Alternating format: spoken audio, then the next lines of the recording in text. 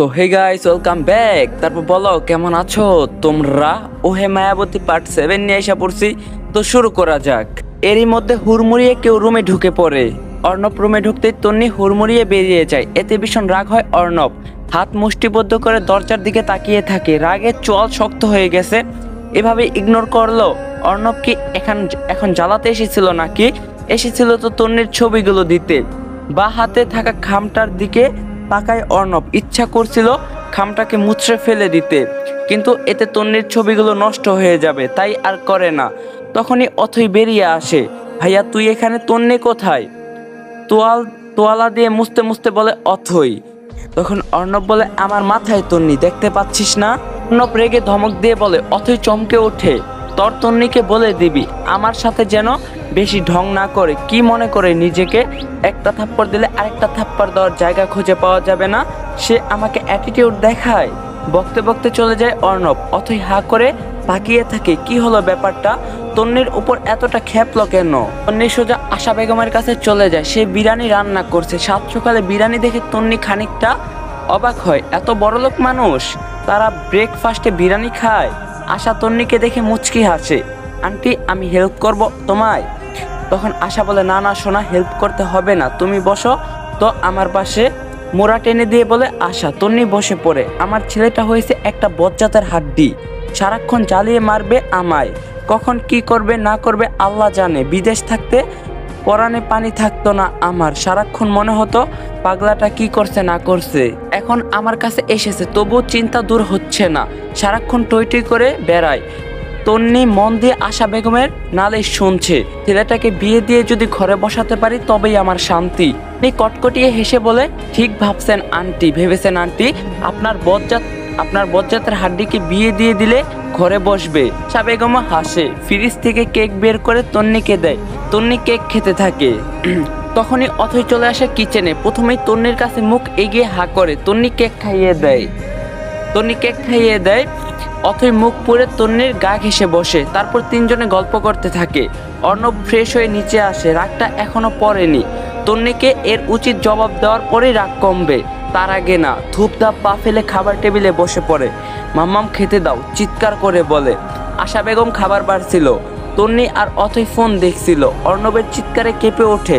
তাকায় অর্ণবের দিকে।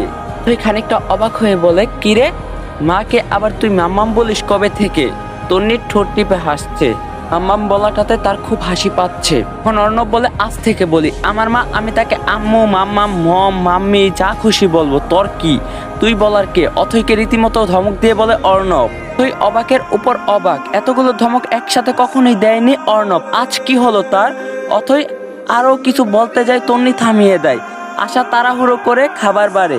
আরতি হেলে দুলে এসে ঠাস করে অর্ণবের এক পাশে বসে পড়ে। আনোয়ার বাজার নামিয়ে একটা চেয়ার দখল করে নেয়। অথই অর্ণবের উপর রেগে আছে, তাই সে অর্ণবের পাশে বসবে না। মাঝখানে একটা চেয়ার ফাঁকা রেখে বসেছে সে, এমনকি গালটাও ফুলিয়ে রেখেছে। তন্নি এবার কি করবে? অর্ণবের পাশে বসবে? তন্নি দাঁড়িয়ে কেন, তুই বস। আশা প্লেট ঠিক করতে করতে বলে। তখন অর্ণব বলে ফেলে বসে খেতে হয় এটা জানে নাকি? ও তো গাধা। তন্নি দাঁত কটমট করে তাকায় অর্ণবের দিকে। তোর থেকে বেশি জানে ও, তুই একটা বলদ। আরতি রেগে বলে। এখন অর্ণব বলে ও গাধা হলে আমি তো বলদই হব, তাই না? এটা আবার বলার কি হলো? আরতি ফোঁস করে শ্বাস টানে। দিন দিন চরম লেভেলের ঘাড় ব্যাকা হয়ে যাচ্ছে তার ভাই। তন্নি বসত, পাগলের কথায় কান দিতে নেই। আশা তন্নির হাত ধরে টেনে অর্ণবের ঠিক পাশের চেয়ারে বসিয়ে দেয় ওকে। তন্নির ভীষণ লজ্জা পাচ্ছে। তন্নি পাশে বসাতে অর্ণব একটু নড়ে চড়ে বসে। তন্নির গা থেকে খুব সুন্দর একটা স্মেল আসছে। অর্ণব নাক টেনে টেনে ঘ্রাণ নিতে থাকে। আশা সবার প্লেটে খাবার দিয়ে দেয়। অথই তন্নিকে এটা সেটা বলছে আর মুখে খাবার তুলছে। তন্নি শুনছে আর অল্প অল্প করে খাচ্ছে। আসলে তন্নি এভাবে খায়। খাওয়াটা হলো শান্তির জিনিস। শান্তি করে আস্তে আস্তে খেতে হয়। অর্ণব খুব ভালো করে তাকিয়ে খাওয়া পর্যবেক্ষণ করছে।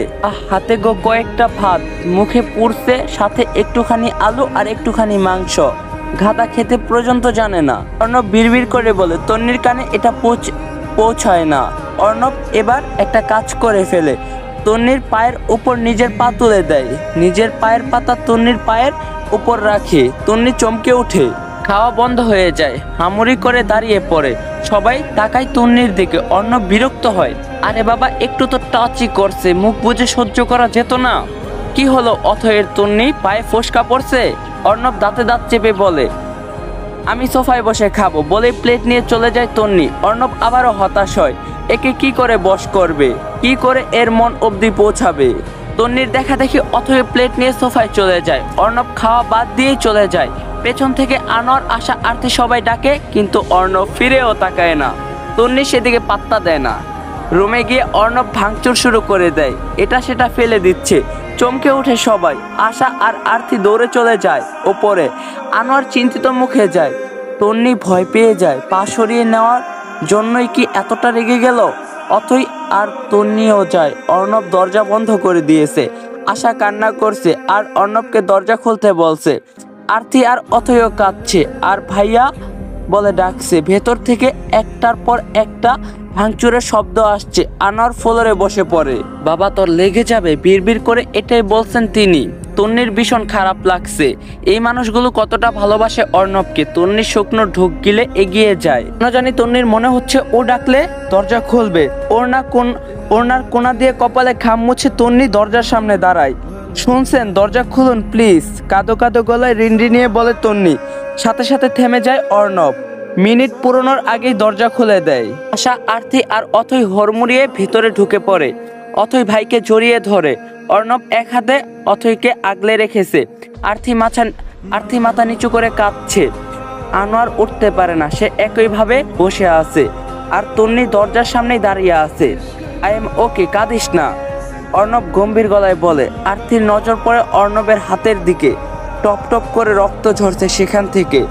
ভাইয়া তোর হাতে, চিৎকার করে বলে আরতি। আনোয়ার এটা শুনে দৌড়ে চলে আসে রুমে।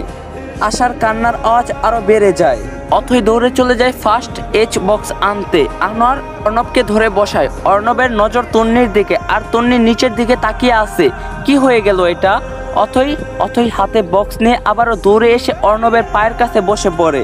তন্নি একটু হেল্প কর আমায়, অথই কাঁদতে কাঁদতে বলে।